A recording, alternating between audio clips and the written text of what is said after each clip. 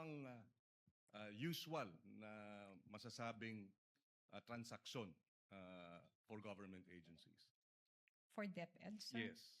For DepEd, parang nagre-range lang ng mga nasa, I'm not sure masyado, sir, pero parang mga 10, mga nasa ganoon lamang po. 10 million cash.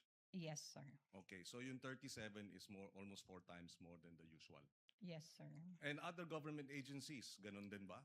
10 million o mas mababa?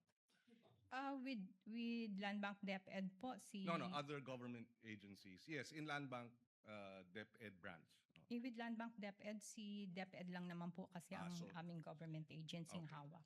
Okay. Yung 37 million, ilang years ka na sa...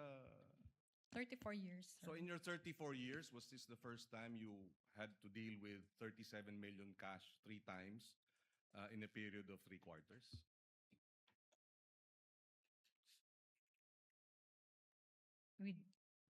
With other government No, agencies? with the DepEd. With the DepEd, no, sir. Para ngayon lang po yung time na may encashment na ganun kalaki.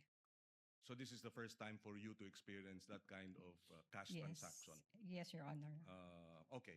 And not in the DepEd, you were also manager in other DepEd, in other land bank branches? Yes, sir. So in other land bank branches, when you were the manager, would you say the same, that walang ganyang kalaking mga transaksyon ang ibang mga government agencies involving cash? Meron naman po. Which government agencies would this be? Your Honor, baka may violation ako ng bank secrecy law if I Okay. mention.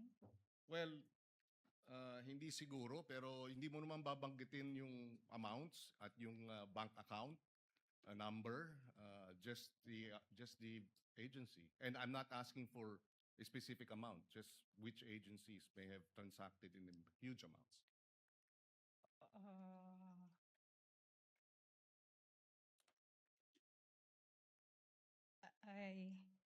I really Well, can't. suffice it to say that what you're saying is, in your previous experience, it has happened, pero dito sa DepEd, it has never happened. In DepEd, Yes, sir. Land Bank. Okay, wala na po akong ibang tanong. Maraming salamat. Thank you.